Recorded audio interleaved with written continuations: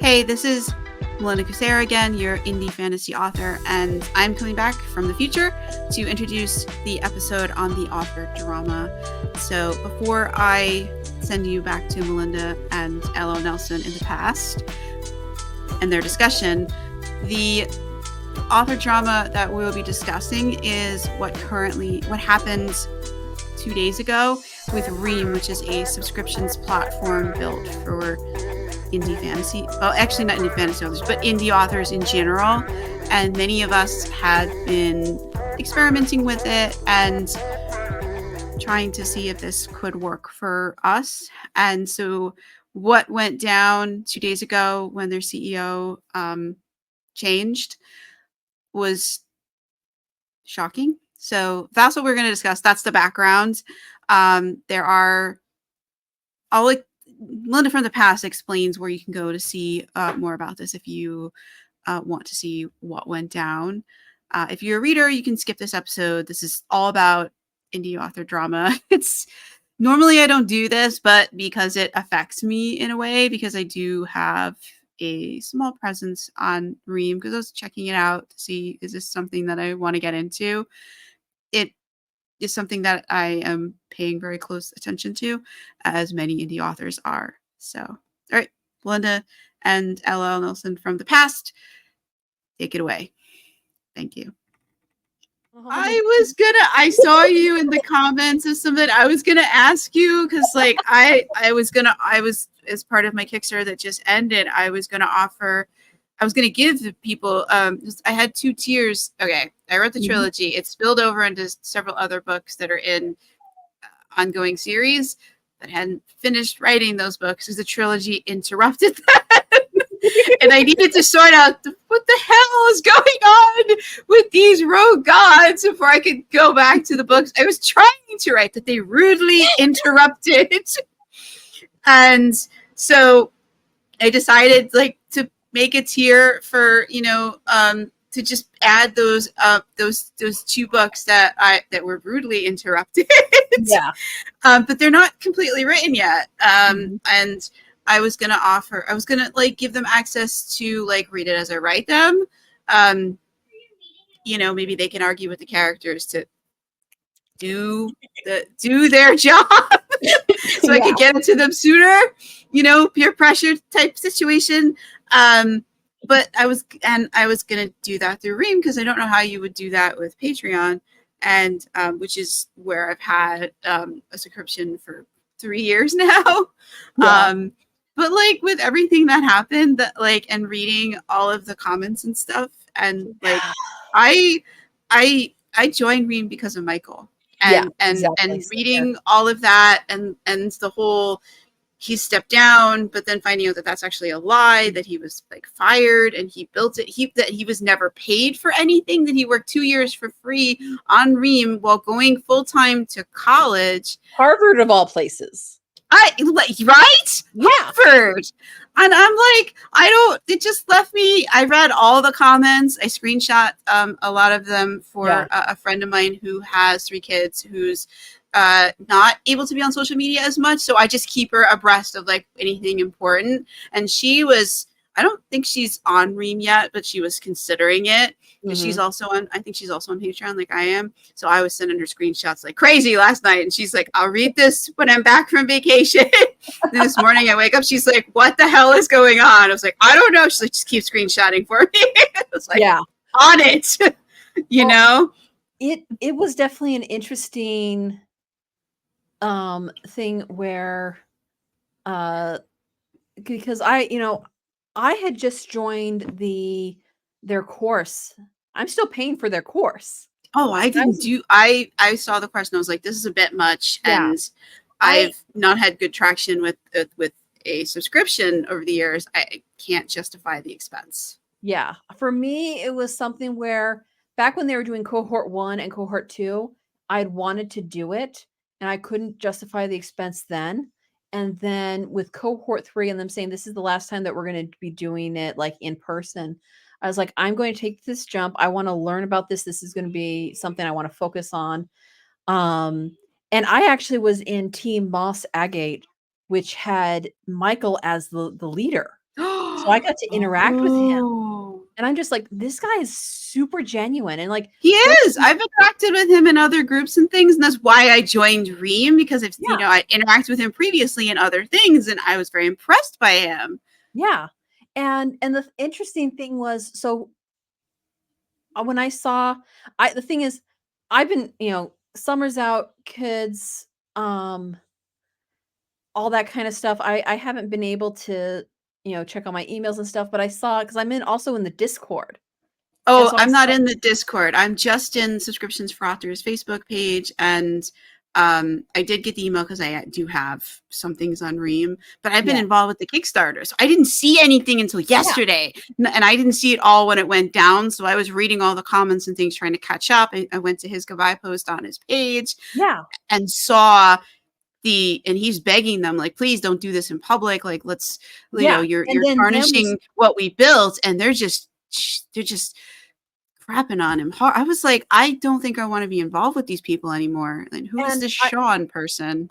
yeah, so from what the information um that I've known, because, like, I remember, I wanna say it was at 20 Books 2021, that was the first conference Okay, I went to. I've not gone to any of them in I person. wanna there I the lurk fact is, online. Vegas is a few hours from me, and so I'm like, I can drive there. That's a It's a nearby conference for it's me. about a 5.5, 6 hour plane ride. Yeah, Not cheap. yeah, and so, but I remember when it was still in beta, they hadn't even launched it yet, and they were getting people, and, like, so I signed up to be like, "When it is launched, Same. I wanna be there," and so I've kind of been on the newsletter and all that stuff since the beginning, and, Yeah, me too. joined the Subscribers for Authors, read the books, listened to Yep, the podcasts, all that kinda same. stuff, Hmm. and so I'm not here to bash anyone, No. um, but I am looking at this from a business perspective, Yeah. and what I know with the key players are, there's Michael, um, who was the CEO and one of the co-founders. There was Yes. 3 co-founders, and then there's Oh, there's Amelia three. Rose. I thought there was only two. There's 3. I However, didn't. keep in mind, Okay, I did not know that, because everything that I'd ever seen about it, it was him and Amelia, and I did not know there was a third person. So I the was very 3rd person confused by some of it. the 3rd person was her husband, Sean. Okay, that's who So he is. Okay. yes. Um, Sean was one of the co-founders. He was the senior tech person because he does coding and web Right. design and all that kind of stuff. So he built the technical side of the Yeah, website. I knew he coded stuff because he'd made some comments in the Subscriptions for Authors group about coding things or fixing something, and I was like, "You Yeah, must be the developer." I didn't know that he was Amelia's husband or that yeah, he was a co-founder. That I yeah. didn't know until So it's yesterday when I was yeah. reading all the comments. So Sean, Amelia, and Michael were the 3 co-founders of Ream, Yeah. and Michael has a percentage share in Ream. Yes, 17% from what I saw in the Yeah. comments. And so I guess, and I also, like, someone else mentioned, that all of these individuals are young. I know Michael is, if he just graduated from Harvard, Harvard. then, because I know he just graduated. Yeah, so he's like Um, 21, 22-ish, maybe a yeah, little around and that. He is young, yeah, but and very bright and very, like, passionate. very driven, very, Yes. like, yeah.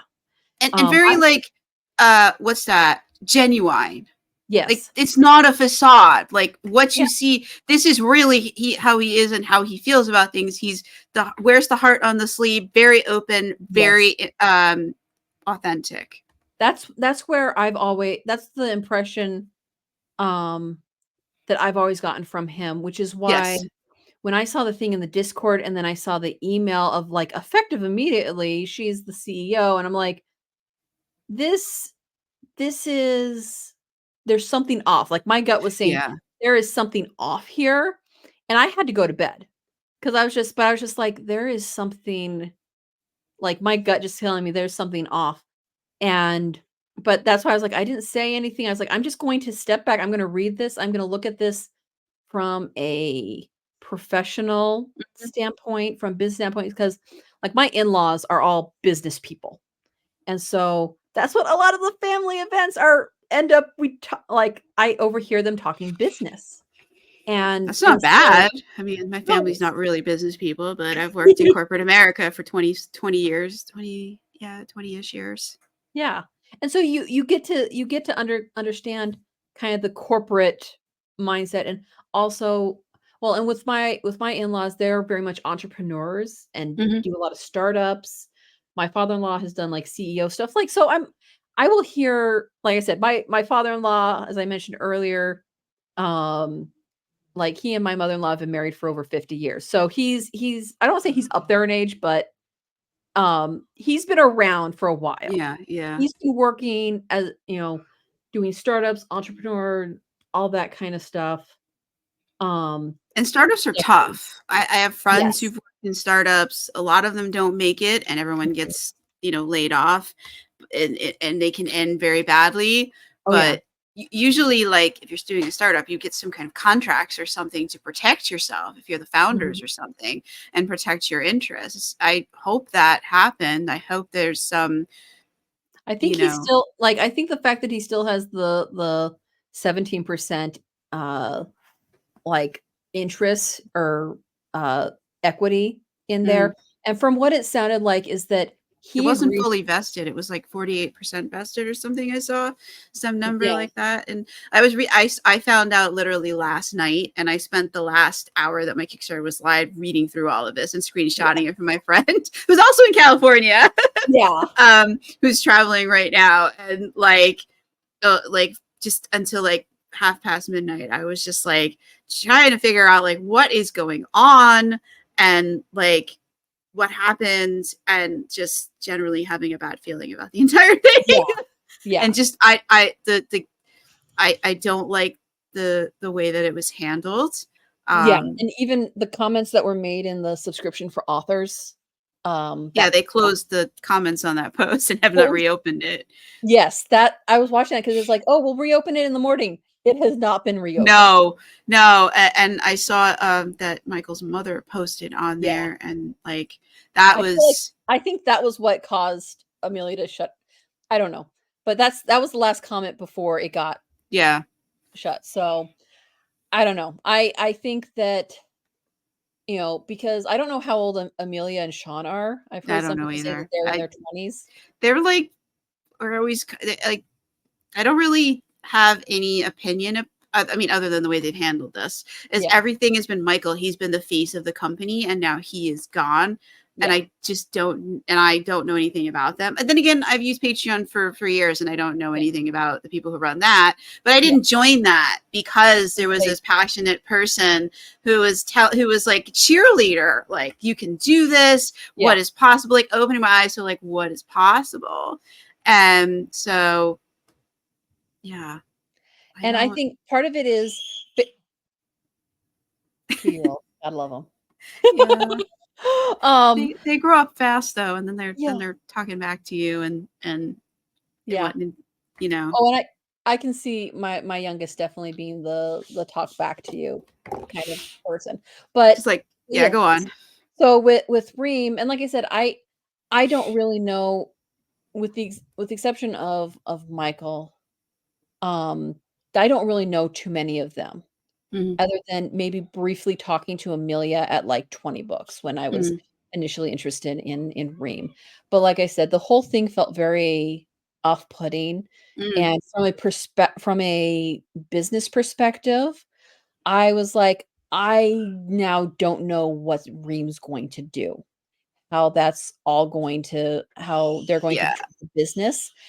There were And some comments that as I was digging around, that like financially, like if the people at the top are not getting paid, I've worked in corporate America for over 20 years. If the people at the top don't get paid, nobody yeah, else gets paid. The business dissolves. You yeah, pay the board and the C-suite first. That's yeah. how businesses work. If Well, and there's money left over, the rest of the people get paid. If there is not, that's when you have the layoffs, the reductions in workforce. So the fact that I that he was think, not getting paid for 2 years. Like that says to me that the company's in financial disability and they've been laying off people. yeah. That's not a company that's having a strong financial position. And I will say that I know coming from like listening to my in-laws doing startups and stuff is a lot of times the founders will, instead of taking a paycheck, will take shares of the company, especially if they expect the company to do well. Mm-hmm. And it sounds like that's what Michael did. And it sounds like Michael and Amelia were both taking shares instead of a paycheck. Sean was the only one taking a paycheck. Which Of I all find, things. if you're also a founder and the other two founders are not taking a paycheck or taking shares, I find that a bit suspect. Yeah.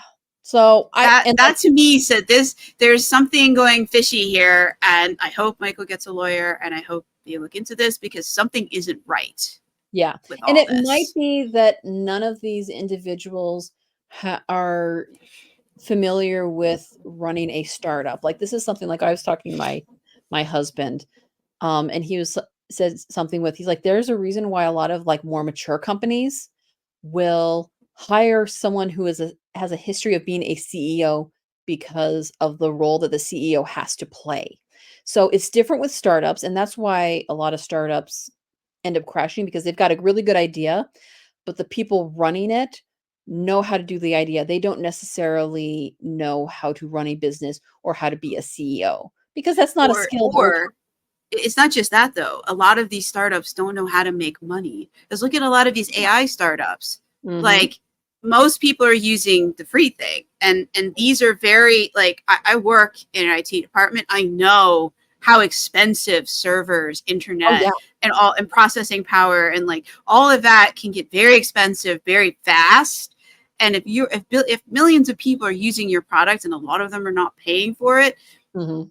you have to keep getting partnerships with like ChatGPT did with Microsoft and whatever, because then Yeah. Microsoft is footing your IT bills. But at some point, Microsoft is going to want to get a return on its investment. Like you have to make. That's why a lot of businesses fail. It's not necessarily because they don't have the business sense. It's that Yeah. they're so into the idea and how cool it is that they want to give it. They just give an access here, there, and everywhere. And like at some point, it has to make money because you run Yeah. out of your venture capitalist funds that you've gotten. Exactly. How many rounds has as ChatGPT has Anthropic gotten of like vendor investments? And that Mhm. to me is like a bit concerning. Like it's great that they're getting the money, but it sucks that at this point they still need it, that they're not generating it on their own. That it's like it's not Yeah. good, like from a business perspective, because if the venture capitalists decide to close up their wallet and be like, I've given you enough money, Yes. it's time now that you give me money,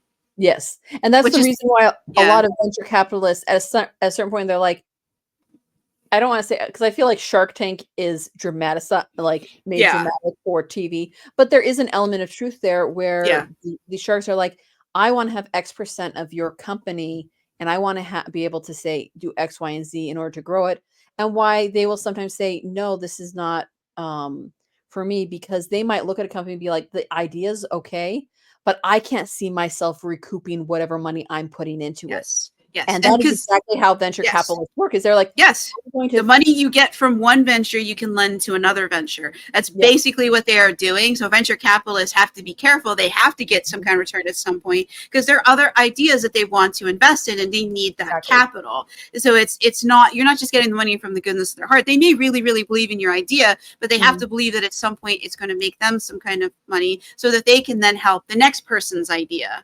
Yeah. And so I think Ream was a very good idea.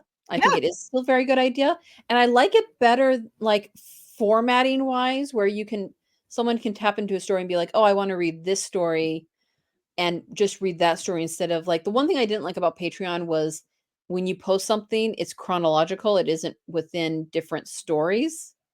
At Now they least have last collections, so it's you can keep adding to a collection, and I Mhm. always create a TOC page and I meticulously link every new chapter to it, and I link to the TOC in every single chapter. Okay. So I try to make it well, I mean it's never going to be simple, but I try to make it as easy as I can. Yeah. And they're coming out with a lot of new things, Yeah. so I don't know. Yeah. for the time being right now, because I'm like, because with like my Kickstarter, I was going to, for some of my um bigger tiers, I was going to offer 3 months of membership at Ream to read, my stuff and whatnot. But now I'm just like, I'm gonna Is move it away from Ream. yeah, is Ream going to be here in 3 months? Yeah, That's my concern. Like, I think I love my patrons. They're, I love them. They're my favorite. They're my favorite people in the world beside my family.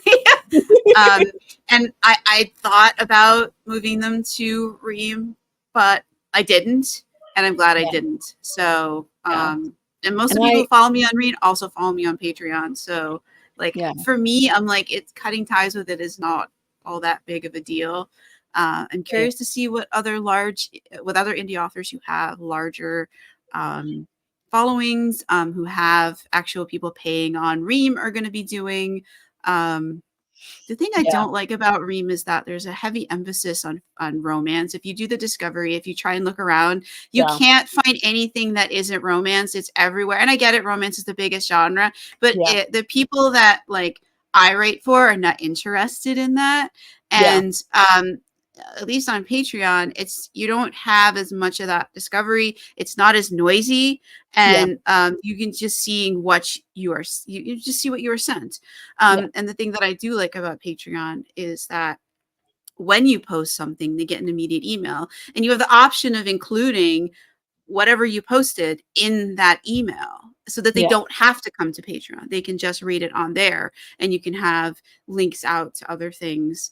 yeah, So I don't know. I have particular things that I don't like about Ream, which I have brought to their attention. There's some issues with just the user experience is not great in some yeah, areas. Like they didn't like if you're reading a story and then you mhm, come to the end of what's visible for those who are not signed up to this person's thing, yeah, getting access, you don't it's not like it is on Patreon where you get taken to see all your options and you make your decision and then you can go back and do it. It's not like that at all. It's not a yeah, great experience. And I've pointed this out and I was like, this is the thing that you should have fixed before you launched, because yeah, this is what is going to get people to subscribe. yeah, And it's very, I found it extremely confusing as an author who is using Ream. I could not, yeah, this is one reason that I've held back from telling anybody that I am there, yeah, and putting it in any sort of way, because it's very confusing.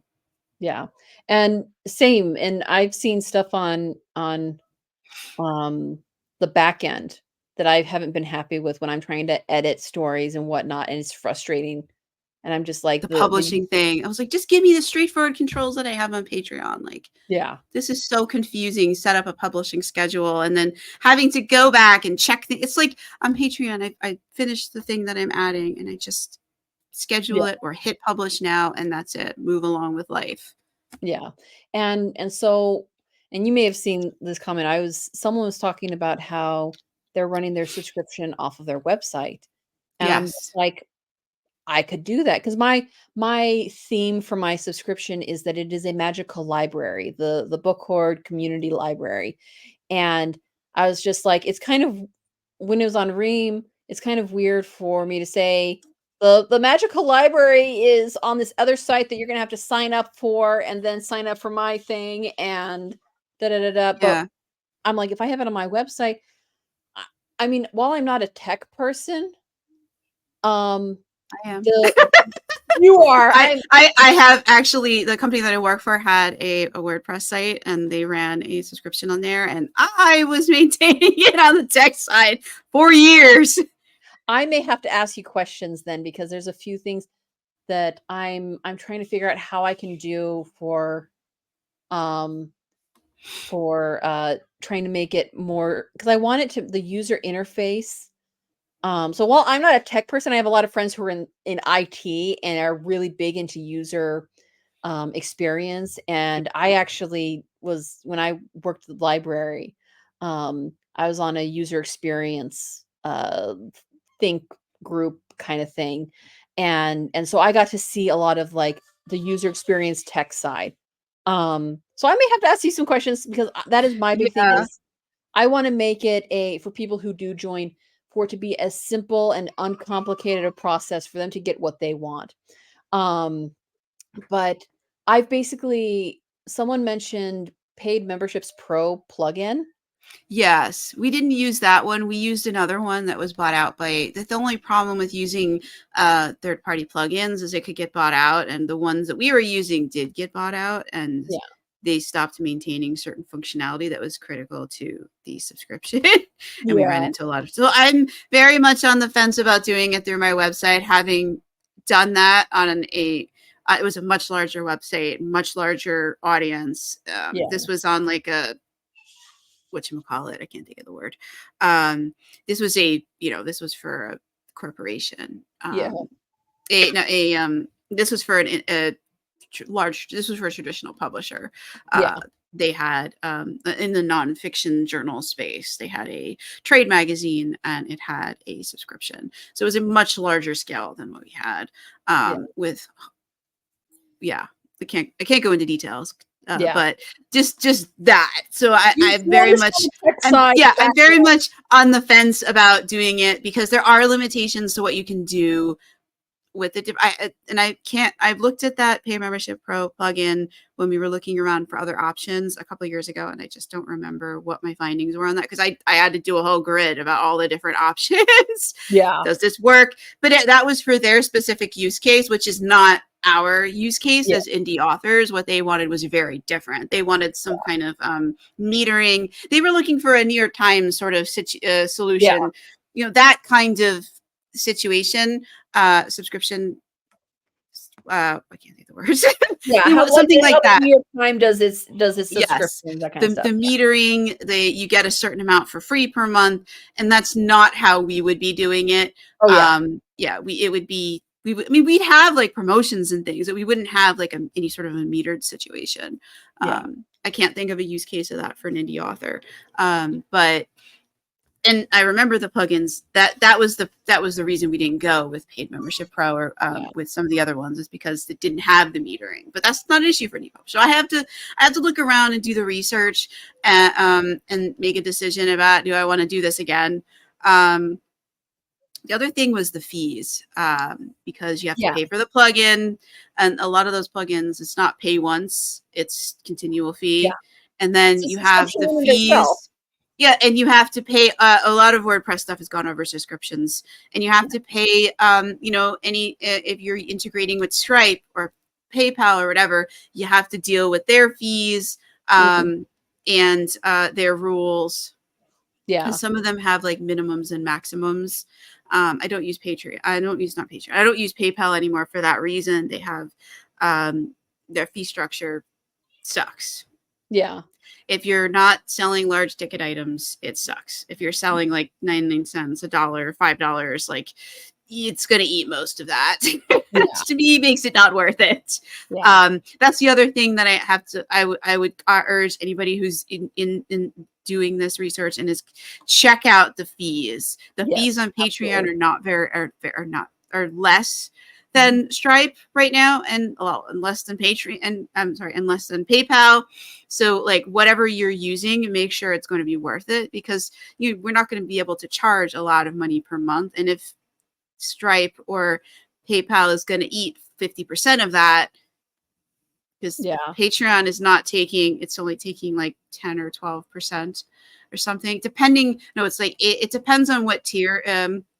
Patreon has different levels depending on what level you're on. Like I'm on the creator level, so it's like 8 or 10%, which I found so far is like the best. That's the other reason I didn't move to Ream, is because the fees there were slightly higher than the fees for me on Patreon. So, and I think so definitely do the math, because you don't want to be charging someone like $3 and then only get like 50 cents, which is possible.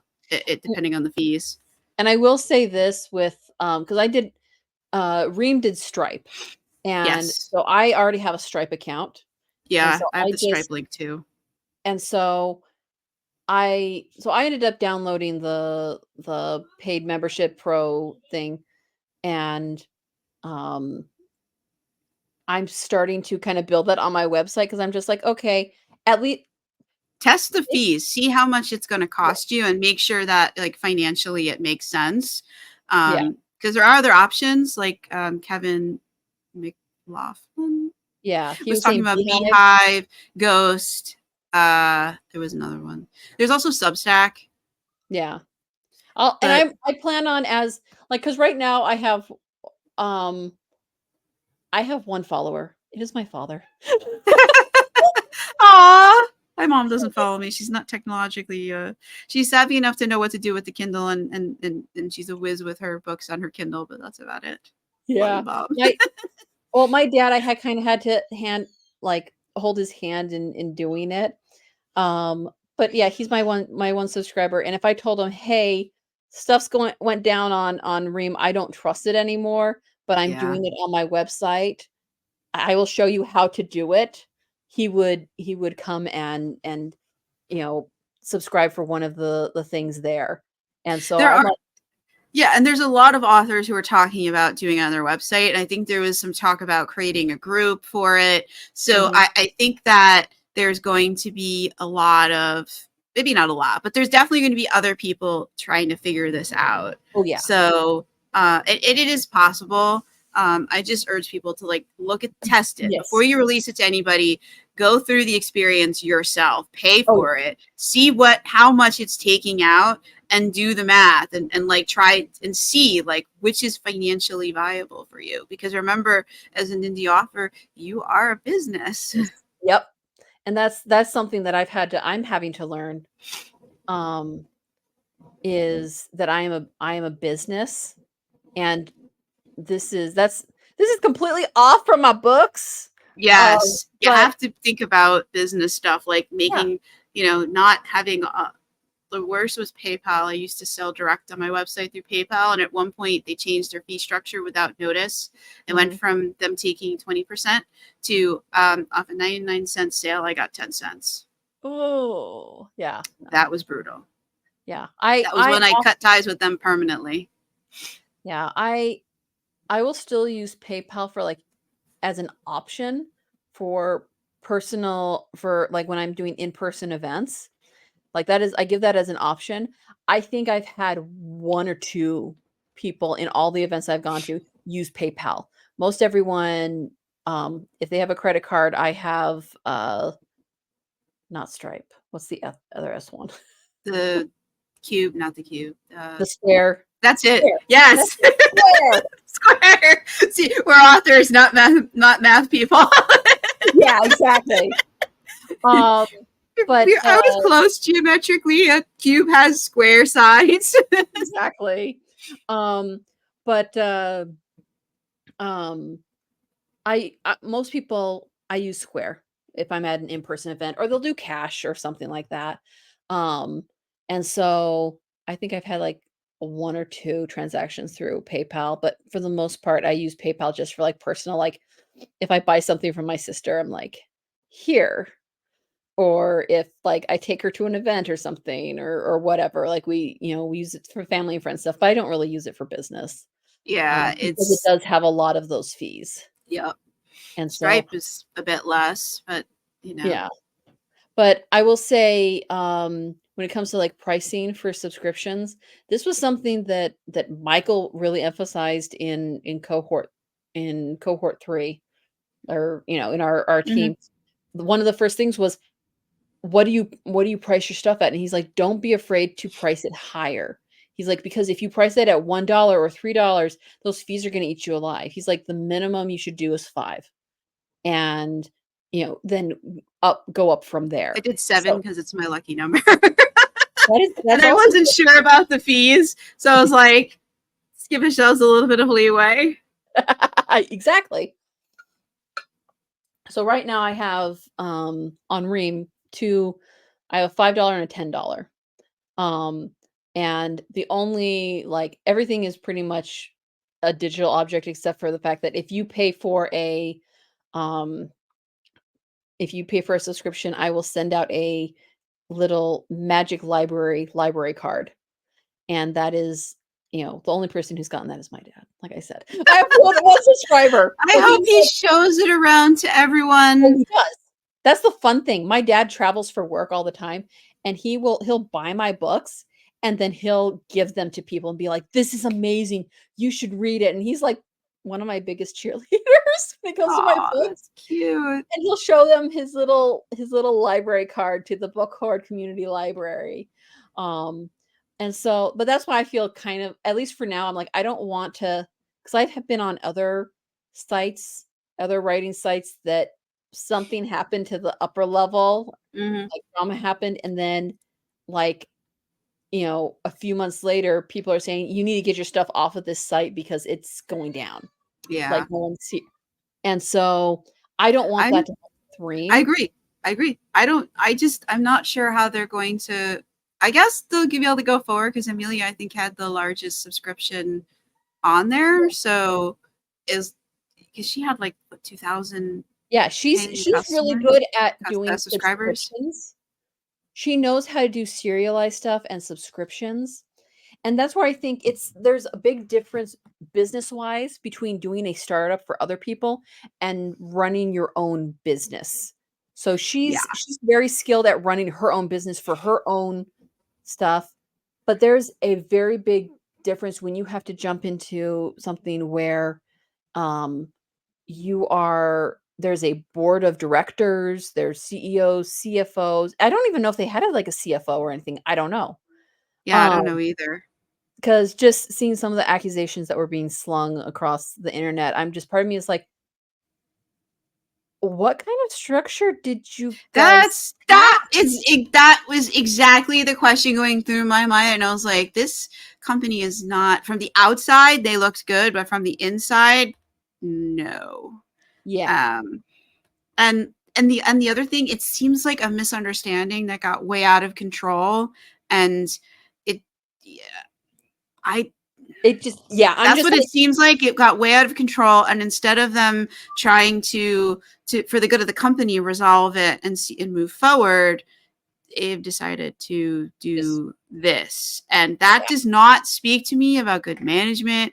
I don't i don't have a good feeling about Ream at all. I don't Yeah. know. Which is sad I think because they'll like keep going because, like I said, of their biggest customer is their founder. co-founder.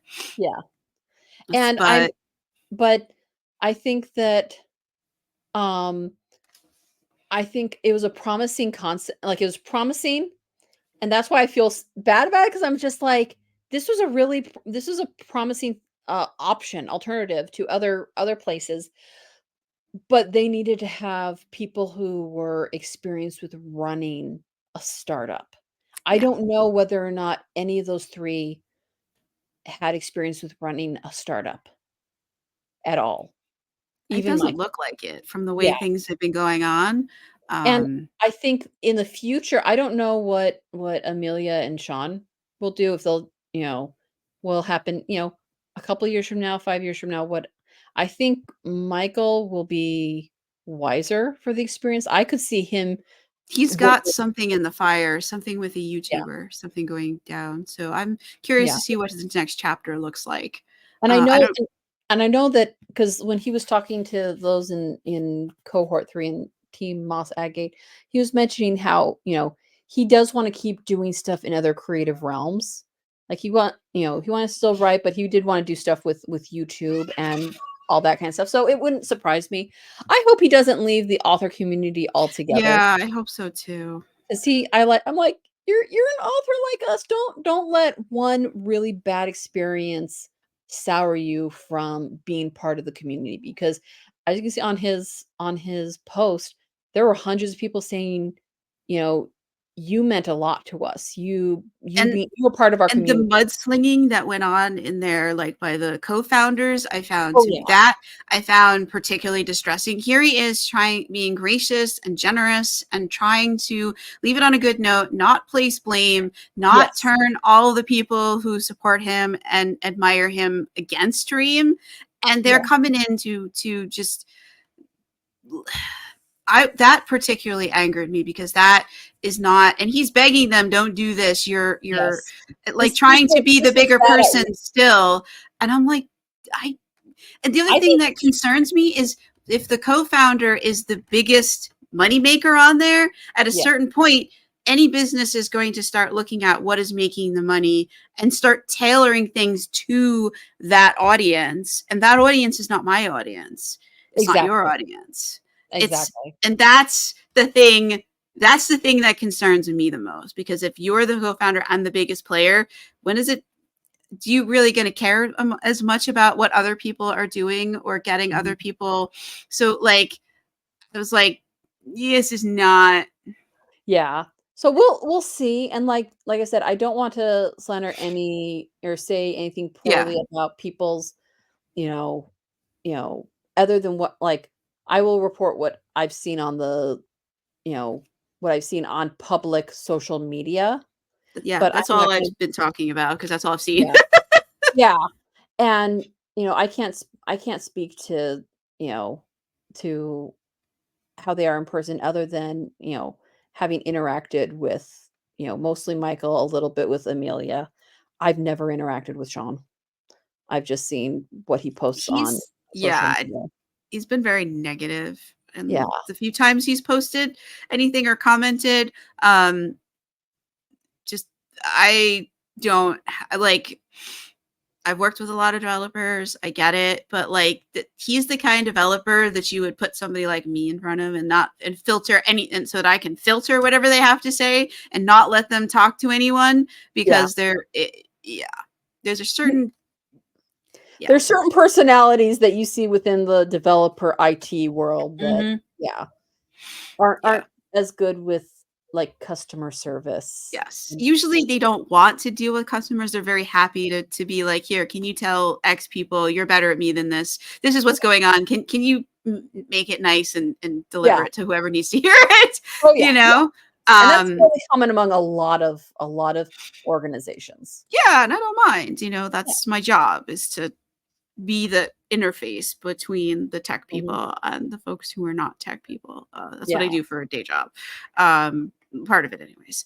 But But yeah, that's kind of where I'm at with Ream is for the time being, stuff will stay up there, until I can figure out how to make it nice and pretty on my website. That's kind of where I'm jumping pulling stuff to my website for, people to follow there. I'm still curious about Patreon. That was the one big thing. I was like, I don't want it to be a big jumble mm, of stories, like a whole bunch like these stories and those stories. So like if someone wants to read, you know, a certain set of stories, they can do that. I like what you were saying about like the collections thing. So you can make a story be just a collection. that's And what I've then done. people who so like I have for my $5 tier, I have those are all my novellas. So I could say I could have my novellas as each a collection and then I say at this tier you get access to these collections. And then at this tier you get access to these other collections. Yes. So And I'm you can also post things for specific tiers. You don't have to just post to everybody broadcast. You can post, to people who are like free and just, passing yeah. through. People are So just following you who are not paying. And you can post something to all the tiers, one of the tiers. Um, does Patreon have a free tier that you could that people can sign up and um, you follow? can make a post. They have you can follow for free. Okay. You can also make a post that is for anybody to see, which I usually do like the first chapter or something. Um, and then if they go to the next chapter, then you have to sign up. Yeah. Okay. I'll have to look more into Patreon, I would and say like before you get deep into building your own thing, like give it a look because it's been in the game a long time. Not yeah. everything, and it's also like well known. Yes. And so you could tell It someone, has "Hey, name recognition. come find me on Patreon if you Yes. wanna see this stuff." Yeah. So, I figure my big thing was after I saw everything that went down on Ream, I wanted to have a platform for my stuff to move off of Ream because like I said, I may put a post on my Ream being like, "Hey, it feels like there's been some earthquakes going on here, so we're going to be moving the library to a place with a little bit more stable Yeah, ground. yeah. I'm gonna put something up too and let people know that I'm gonna just be on Patreon for now. Yeah. So, which is it's sad because, like I said, I've Ream been there had for a 3 years. I might as well just continue. exactly. Ream had a lot of potential, Yeah. but after what happened this week, I don't know if that potential is still there. Now, what you know, like I said, I don't know it because it really depends on what the other two founders do. And I don't know anything about them Yeah, really. yeah, They're I don't know them. I don't have any trust. Any yeah. I don't way things were handled was just is very Unprofessional. high school teenager. This was something you find in a YA novel. Yeah. Not out in reality. This is That's not. why I think that was where it was really shocking because even in like the subscriptions for authors, And they were it- not kind in the comments because yeah, people were like pointing stuff out and they were like just hitting back like these are your customers. This they're is getting not very how you defensive. act. Yeah. Yeah. So the social their how they were responding on And I felt social like media some of was that, some of the way that they were responding, but like when you were your biggest customer and the founder, mhm, you start looking at other people who are part of your platform, who are your customers, you start to see them in a different light and mhm. not a positive light. So like that was another reason. So that for me is a big thing. And I feel like that's might be some of why they the way they were treating all of us. Yeah. And Um, I think, like I said, at the end of the day, what was going on social media was, in my mind, was very unprofessional, yeah. and that took away from the trust. Yes.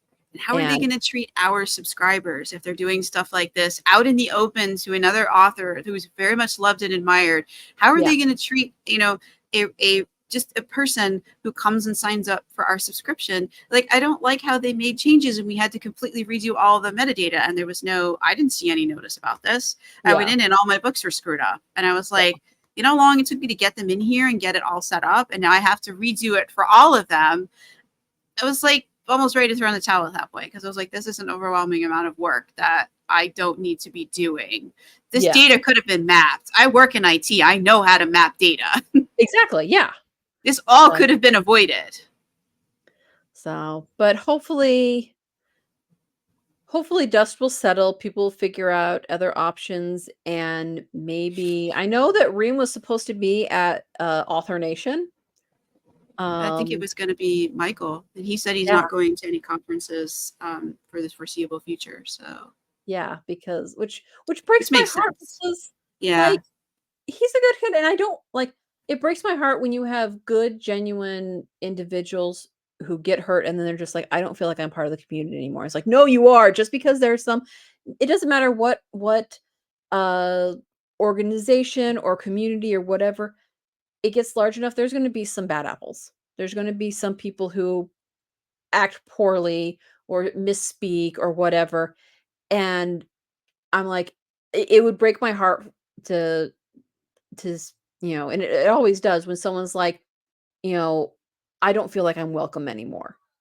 And I'm yeah. just like, no, I was like, I was like, and there sounds like there's a lot of people are like, you know, take some time to heal and to recoup and everything, but you are still welcome in the author community. People love you. Like Yeah. we don't want you to leave because, you were well loved He put and so much into it, like his whole yeah. heart and soul. It seemed like, and to get nothing out of it except regret Yeah. and accusations and grief is heartbreaking. Especially if you put so much time and effort into this to get just the bad feelings out of it Yeah. and Exactly. rejection. I, I mean, I'm I yeah. I hope things turn out for the best for Michael, Mhm. for, maybe even for Reem. We'll see what Oh, happens. Ream is gonna reap what it sows, and we'll see what that is. I will say the founders, the remaining founders of Ream will reap what it sows. The concept of Ream of a um like the concept of Ream was good. Yes. It is the way in which the people running it currently acted. That is, and that loss of trust. That is the big thing.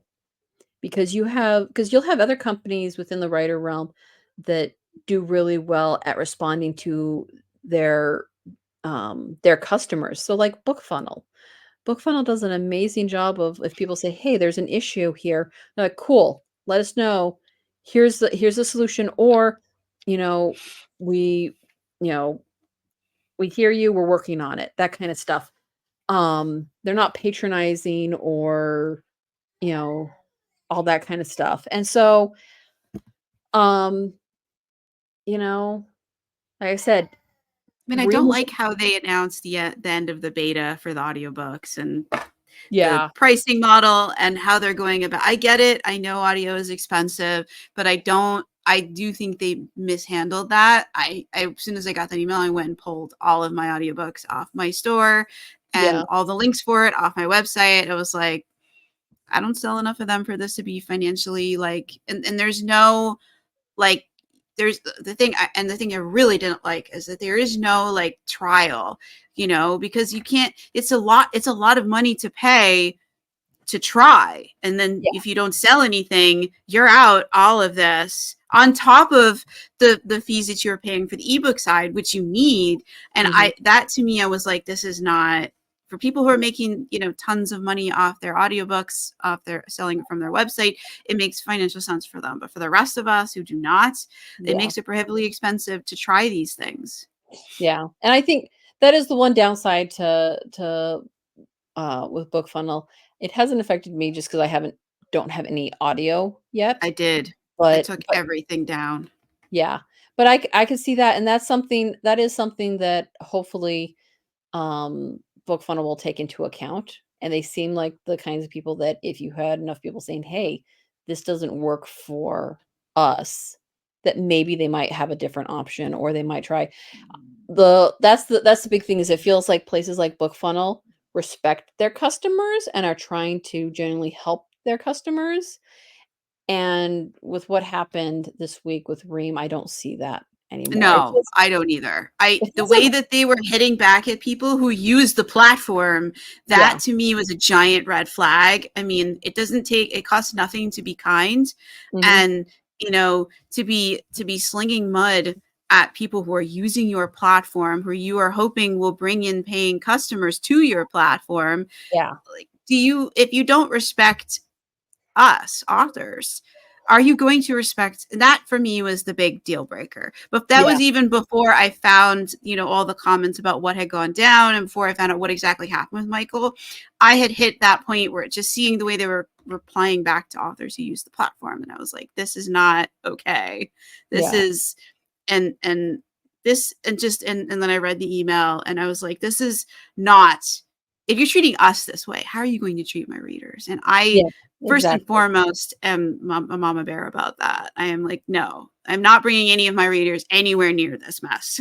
Yeah. Yeah, exactly. So that's why I'm like moving somewhere else where I'll have to look more at Patreon because the last time I looked was a couple of years ago. Yeah, I mean, before you build it out yourself, I would look into it, and give it a try, because it has name recognition, Yeah. and people know what it is when you mention it. And it's been around for quite some time, and they've been doing a lot of different things. They have a lot of different account types and things you can do. I'm not a rep for them. I get nothing for it, Yeah. but I have run a subscription from a WordPress site. It is a lot of work. The more Yeah. people you have in the subscription, the more customer service you have to do, and all of that. You have a small child, it takes you away from the writing, and they're there for the writing, and it starts to become just plain drudgery. Yeah.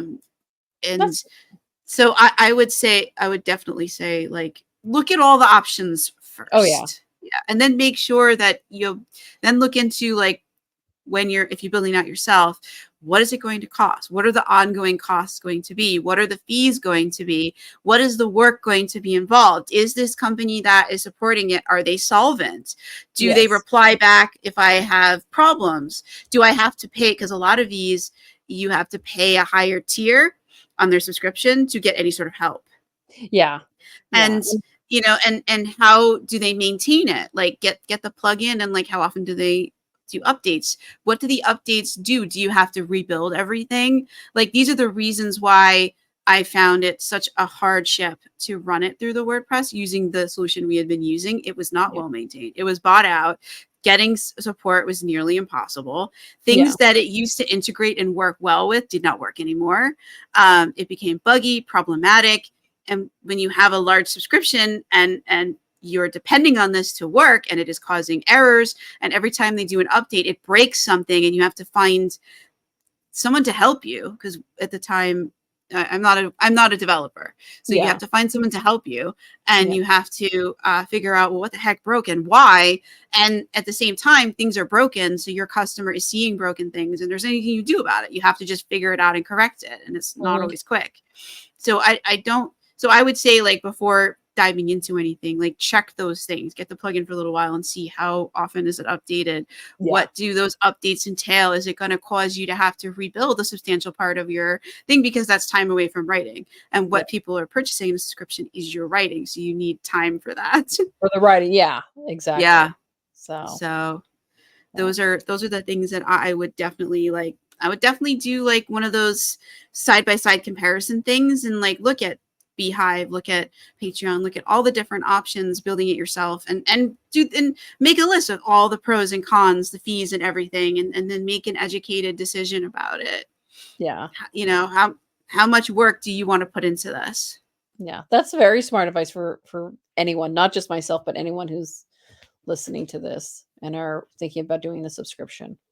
So, yeah, thank you for that information. You're welcome. I mean, this is the kind of thing that I did when we were trying to get out of that solution into something else. I Yeah. had to go through and look at all the options. Okay, what does it offer? Does it, I had a list of the requirements that we needed for our specific subscription for how they wanted to do it, and just go down the list and answer all these questions, and with whatever information I can get. Can I get the thing and test it for free? Well, let me do that. Like all the different things, and until you get in and do that, like you can't just go, oh well, everybody's going with Beehive, I'm going to go with Beehive, and then Yeah. you realize as you're doing it that it doesn't work for you. Yeah. It's better to find out what you can and figure it out beforehand, because there are many different options, and there's many different ways to run a subscription. So you don't have, there's no one way, which I think is great, but also means you have to sit down and do the pros and cons. Exactly. You have to figure out what works best for you. Yes. And what works best for you can also change from one period of time to another period of time. So like right now, I want something that is, that's fairly easy to manage and fairly, I don't have to be spending hours on it, which the more I think about it, even though I enjoy the idea of having it on my website,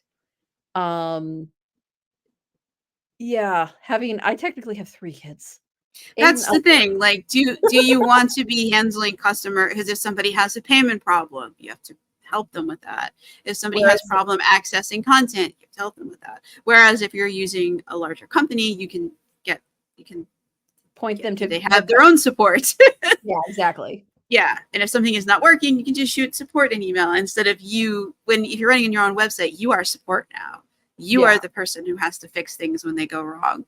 You have to test everything, and make sure everything works before you show it to anybody else. I mean, you have to click every single link and make sure that it goes to where it is supposed to go, and that it's a good experience and it's not confusing. And you need to do it not just on a desktop. You have to get out your cell phone and go through the whole thing from your phone and make sure it's a good experience. If you go, that's if you do your own solution. If you're doing like Patreon or something else, somebody else is doing that for you. You don't have to. Yeah. You don't have to deal with that. Exactly. But these are, I work in IT, and these are the kinds of things that we have to do whenever something gets rolled out. And you are your own IT department when you are building something on your website. I'm not saying don't do it. I'm saying go into it understanding what it is and make sure you can handle it. Yes. And so it may be something that, in the current time, you use a place like Patreon or Beehive or whatnot. And if you do eventually want to have it on your website, then move it there. Yeah. And maybe, in the future when you do end up moving into a website, you have a lot of followers who are just like, I trust you as an author. I will follow you anywhere. That kind of stuff. So Yeah, but you will have people who won't come on because it's just on your website, yeah. whereas like Patreon or whatever or Substack, they have name recognition.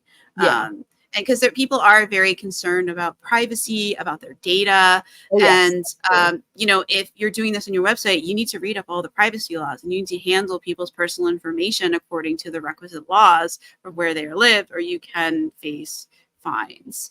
You Yes. also need to make sure their data is protected and that you are using PCI compliant payment systems Yeah.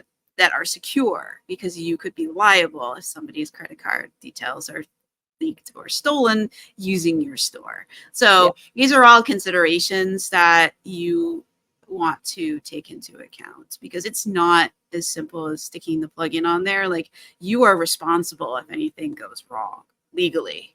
Yeah.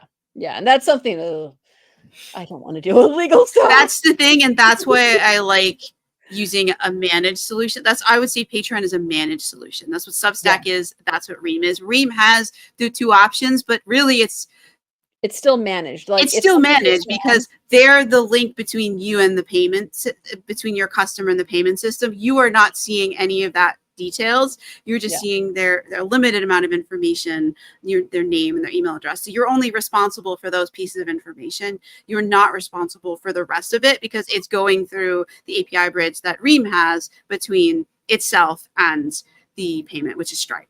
Exactly. So I'm So sorry to get techie. I work in well, IT. I try not to get techie on these things, but it's the same thing with Patreon or Substack. They are handling that. They have to be PCI compliant. You don't have to worry about it. yeah. You don't have to worry about any of those things. You're just same thing. You only have their name and their email address. That's the only information you really have in those things, so that your responsibility in terms of privacy and other laws is much more reduced, because there's less. You have less personal information to share. But Exactly. these are things that you have to like think about. And I don't see a lot of. I didn't mean to like hijack this, but I've seen a lot of conversation up till midnight last night when I passed out, about people doing these sort of subscription things from their website, and nobody is talking about the privacy, the Yeah. making sure things are secure. Because if you're going to do it from your site, you need to be running SSL certificates. Your site Yes. needs to be secure. Yeah. It should be already in this day and age, because a lot of browsers will prevent people from going to your site if it is not Oh secure yeah. behind an SSL certificate. I remember that from my back in May, my SSL certificate expired, and Yeah. like so I had to. It was telling me, it's like, we can't do this. We can't do this. So I had to talk to the person who's running who's running all that stuff, because I'd hired someone to build my website and to host it and everything. And they're like, okay, I'll fix it. Don't worry. And once they fixed it, it was fine. But yeah, when I try to get my own website, they're like, this does not have the SSL certificate expired. We're not letting you go here. It's dangerous.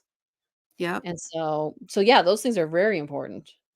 No, it is. And there's so many things that you need to take into account if you are, because you are your own business, and there are a lot of applicable laws that you need to follow. And if you don't know them, not ignorance is not a defense. Exactly. Yeah. It's very black and white. Did you do it? Did you not do it? And if they find There's that you're not compliant, you get there's fined. very few times and places where you could get away with ignorance, but you can only do it once, and then after, if you make that mistake again, then they're like, "Bam! Here's the fine." I In terms of privacy stuff Oh, yeah. and Privacy stuff, no. security, like for financial situations, it's usually the complaint comes Yeah, in. Unless you can prove that it wasn't you, yeah. ignorance is not a defense, because all Oh, these yeah. privacy laws have now been around. GDPR went into effect in 2018, I believe it was. That was when I did the project. I was responsible for doing a project to get us compliant with it, where I was currently working then. And so it's not an excuse to not know this. And many states in the US have privacy laws. So like California has a law. We're super strict. Yeah, there's a whole bunch of them, and there's Brazil has one. There's some other places. GDPR was updated, and yeah, there's a whole it's a whole patchwork of things. But you do, and Canada has the canned spam, which is mostly email. But I think they have canned spam here too as well. The U.S. doesn't really have a comprehensive law about spam. Most people, I think there's also the castle law, if I remember correctly, in Canada. I'm not sure about that one though. If you're following GDPR, then you're pretty much compliant with everybody's laws except California, which has the separate call out for do not sell list, which you need to have a way for people to opt out of that. If you're selling people's access to your list in terms of like sponsorships and things. Yeah. And that's, I'm trying to think, because with canned spam, I thought that was the thing that basically you have to have an address on like your I think you also have to have like a unsubscribe, but there's other laws now that you must have an unsubscribe link. Like this is not a new thing. Yeah. Every once in a while I still get an email that doesn't have one, and I'm like, okay, this is obviously spam if there's no unsubscription link. Yeah, because like most of the newsletter places, MailerLite, ConvertKit, MailChimp, they're going to have that unsubscribe stuff. Yeah, but if you do emails from your own domain, you have to make sure you put it there. Yeah, because it won't be automatically there. Yeah, that's a lot. That's a lot. You know what?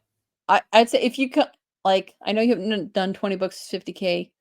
Don't know if you're doing Author Nation, but if like honestly, you should probably do a not podcast, but like a seminar or class on some of this stuff, because I think this is a lot of stuff that new authors don't. I've never been to any of the conferences in person. Like financially, they're always like far away, and I like add up the cost, and it's like $5,000 to get there and stay there and go to the conference beyond like without even like eating anything, which I would obviously have to do. And I look at the finances, and I'm just can't spend $5,000 to go to these things. So I've never gone to any of them. I've listened to a lot of their presentations on YouTube if they're available. That's generally it. Well, I think like just even now, this information, even though a lot of it is stuff that I've had to research and find, I think there are a lot of authors who probably don't have any idea about this, especially as a lot of people are diving more into direct sales and that kind of stuff, realizing how all the things you have to be aware of. I think you have a lot of knowledge on that. Yeah. If somebody wants me to come to one of these, they have to invite me. Probably help me financially to get there.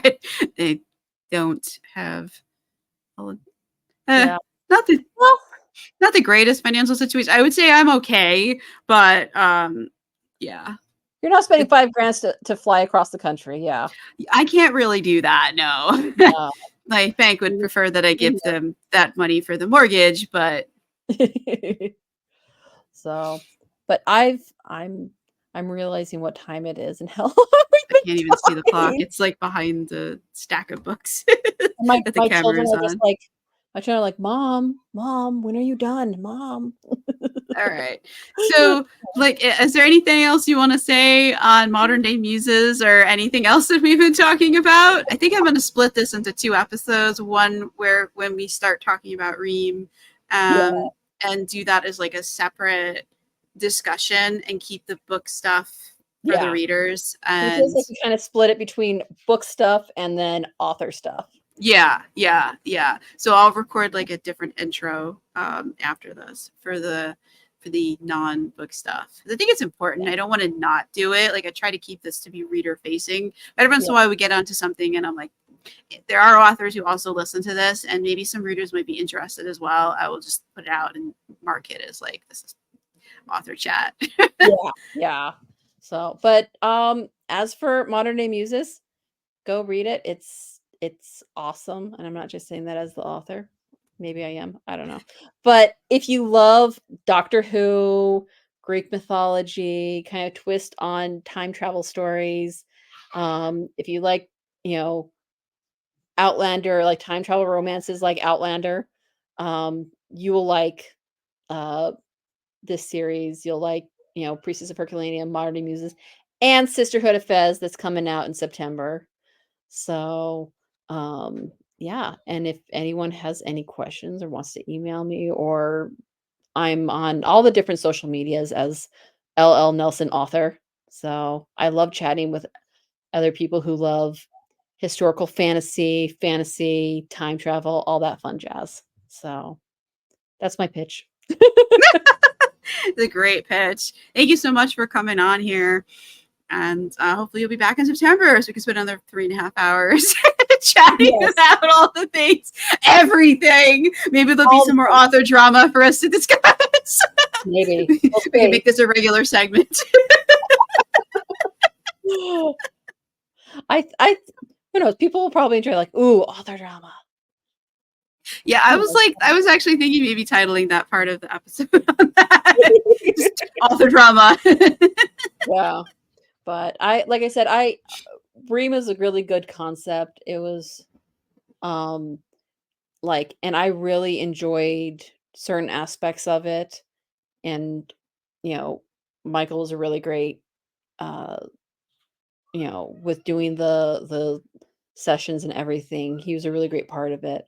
It was just what happened this past week that was like a major earthquake. Yeah. So, yeah. Seismic.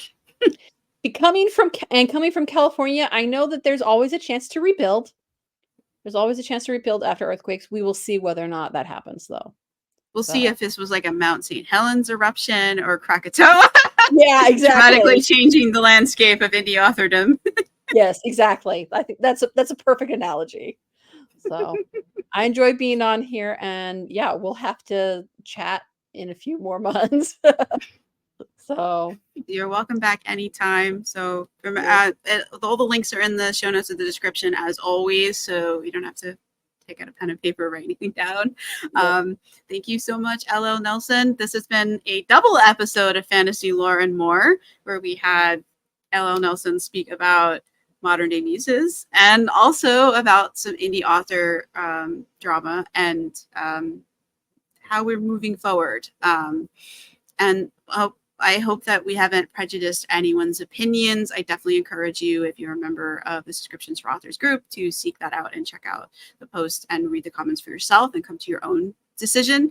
And if you are also have as much admiration for Michael Evans as we do, then definitely find his profile and read his very gracious goodbye post.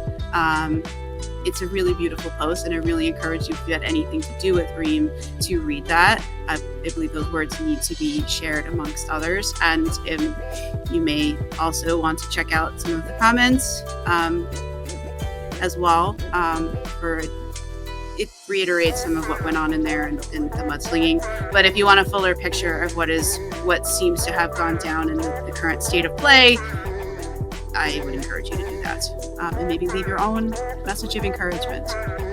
So this is going to be a beast edit, but thank you so much. Remember to like, subscribe, and follow so you will be back when LL Nelson comes back to turn my world upside down and entertain us.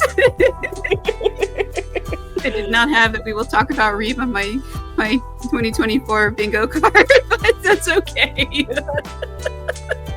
Thank you. Have a great day or great night wherever you are.